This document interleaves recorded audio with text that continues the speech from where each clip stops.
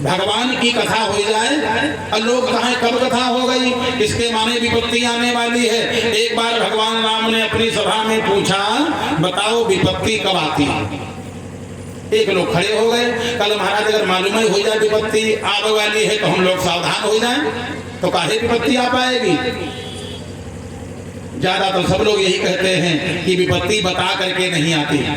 लोग कहते हैं कि विपत्ति बता करके नहीं आती, शास्त्र कहते विपत्ति बता करके आती है। भगवान ने पूछा बताओ विपत्ति कब आती है? एक बोले अगर मालूम हो जाए तो सब काम न बन जाए। दूसरे बोले महाराज जब धन कम होता है तो विपत्ति आ जाती है, का बैठो। तीसरे बोले नहीं महाराज जब सावधानी हटी दुर्घटना घटी। हमने देखा ये सब कहीं लिखा होता, तुम भी बैठो। व्यक्ति चाहे जितना सावधान रहे, विपत्ति आना है तो आ जाएगी। दुनिया में सावधान तो समय है, विपत्ति आती कब है?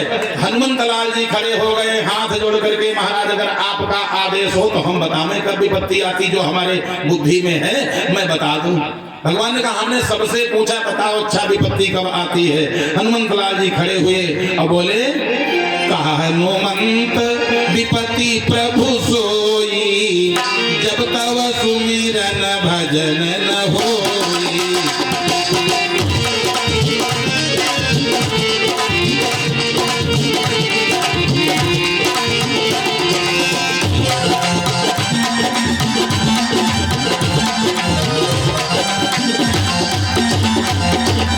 हनुमान जी ने कहा महाराज हमारी समझ से विपत्ति तब आती है कि गांव में कथा हो जाए और लोग जाने न पाए, जब तक सुमिरन भजन न होई, अथवा आप जितनी रोज पूजा करते हो पूजा करने में मन न लागे।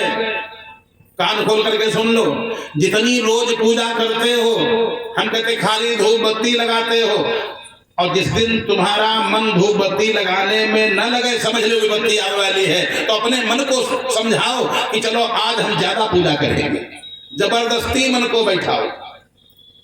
जब भगवान के पूजा में पाठ में भगवान की कथा में मन न लगे समझ लेना विपत्ति आने वाली है। तो उस समय मन को जबरदस्ती लगाओ, क्योंकि मन ये लगता नहीं, मन को लगाना पड़ता है। जितने अच्छे कार्य हैं संसार में वहां पर मन को लगाना पड़ता है, और जितने नाटक हैं संसार में, जितने नाटक हैं उनमें मन अपने आप लग जाता है। नौटंकी होती हो बताओ क्या मन लगाना पड़ेगा? नौटंकी सुल्ताना डाकू खेल चल रहा है, नींद आ नहीं सकती। अब वहां इतनी भीड़ हो जाएगी, नाच होए ना गए, इतनी भीड़ हो जाएगी कुछ कहने को नहीं, बुलाने की जरूरतें नहीं, कार्ड छपाओ जरूरतें नहीं, बिछौना बिछवावे जरूरतें नहीं, जहां जिसको मिल गया वहीं बैठा। घर पे कहो बोरी लेके आओ। अच्छा नाच के बाद में का केला हिलवा मिलत है? कोई नाच देखने गया हो और प्रसाद लेके लौटे, आज तक रिकॉर्ड है। नाच देखने गया हो और कोई प्रसाद लेकर के आज तक आया हो? बताओ इनका कि वहां नौटंकी देखने गए थे, फिर वहां संतरा मिले, लड्डू मिला, केला मिले, वहां तो जेब में जितना है सब चला जाता है। तो नाटक में नौटंकी में मन अपने आप लगता है। तुलसी बाबा ने लिखा है क्या, गो गोचर जहाँ लगी मन जाई, सो सब माया जानहु भाई।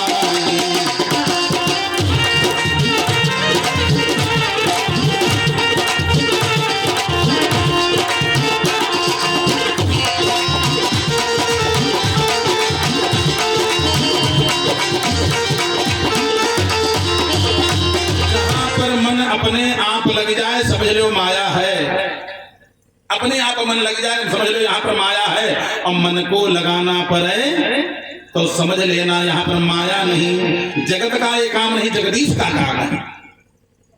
यही माया में और नारायण में अंतर है, भगवान की कथा में अंतर है।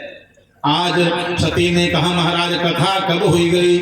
भोलेनाथ ने कहा विपत्ति आने वाली है, सती सावधान हो जाओ, विपत्ति अब आए बिना बचेगी नहीं। तुम कथा तुमने सुना नहीं? महाराज हमने तो नहीं सुना। अच्छा नहीं सुने हो तो ये काम करो, क्या हमारी अब बात मान लो।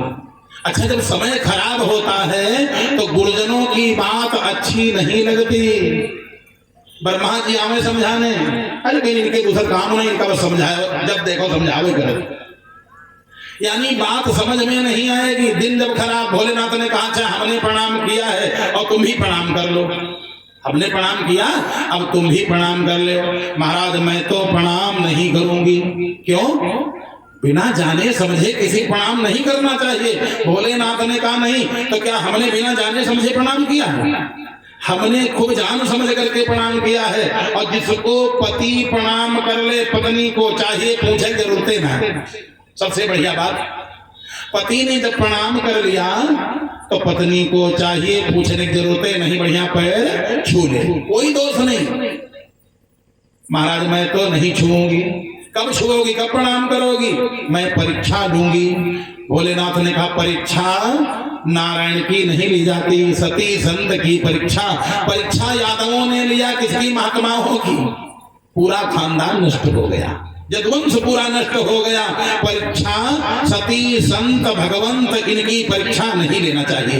परीक्षा तो विद्यार्थियों की होती है, बालकों की होती है। नौकरी चाकरी कोई मांगने जाए उसकी